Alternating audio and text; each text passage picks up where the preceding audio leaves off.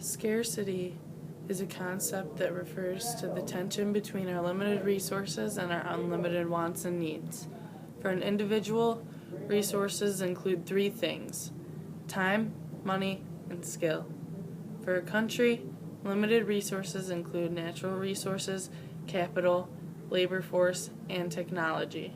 Because all our resources are limited in comparison to all our wants and needs, individuals and nations have to make decisions regarding what goods and services they can buy and which ones they must forego. For example, if you chose to buy one DVD as opposed to two videotapes, you must give up owning a second movie of inferior technology in exchange for the better quality of the one DVD. Of course, each individual's and nation's values are different, but people and nations, each having different levels of scarce resources, form some of their values only because they must deal with the problem of scarcity. So because of scarcity, people and economies must make decisions over how to allocate the resources.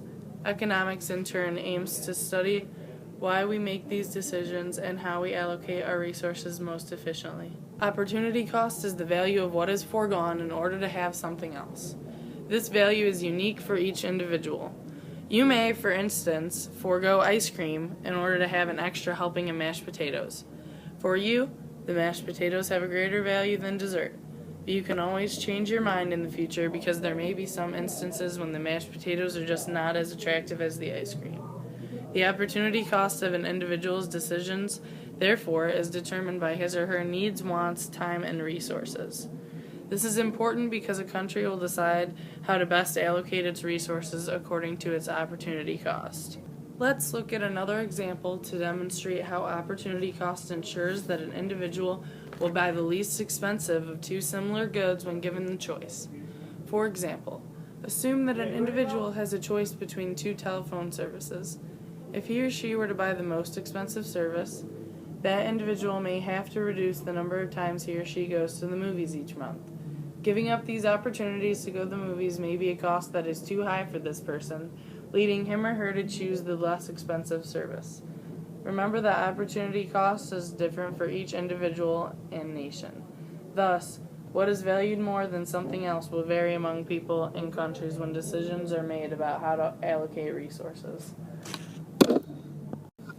Supply and demand is perhaps one of the most fundamental concepts of economics, and it is the backbone of a market economy. Demand refers to how much, or the quantity, of a product or service is desired by buyers. The quantity demanded is the amount of a product people are willing to buy at a certain price. The relationship between price and quantity demanded is known as the demand relationship. Supply represents how much the market can offer. The quantity supplied refers to the amount of a certain good producers are willing to supply when receiving a certain price.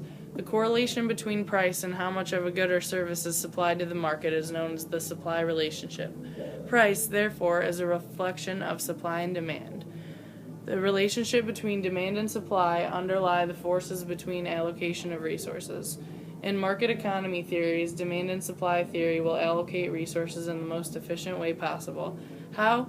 Take a closer look at the law of demand and the law of supply.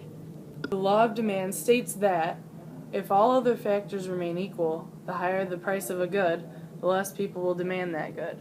In other words, the higher the price, the lower the quantity demanded. The amount of a good that buyers purchase at a higher price is less because as the price of a good goes up, so does the opportunity cost of buying that good. As a result, people will naturally avoid buying a product that will force them to forego the consumption of something else they value more. The chart below shows that the curve is a downward slope. A, B, and C are points on the demand curve. Each point on the curve reflects a direct correlation between quantity demanded, Q, and the price, P. So at point A, the quantity demanded will be at Q1 and the price will be P1 and so on. The demand relationship curve illustrates the negative relationship between price and quantity demanded. The higher the price of a good, the lower the quantity demanded, A, and the lower the price, the more good the good will be in demand, C. Like the law of demand, the law of supply demonstrates the quantities that will be sold at a certain price. But unlike the law of demand, the supply relationship shows an upward slope. This means that the higher the price, the higher the quantity supplied. Producers supply more at a higher price because selling a higher quantity at a higher price increases revenue. A, B, and C are points on the supply curve. Each point on the curve reflects a direct correlation between the quantity supplied, Q, and the price, P. At point B, the quantity supplied will be Q2 and the price will be P2, and so on.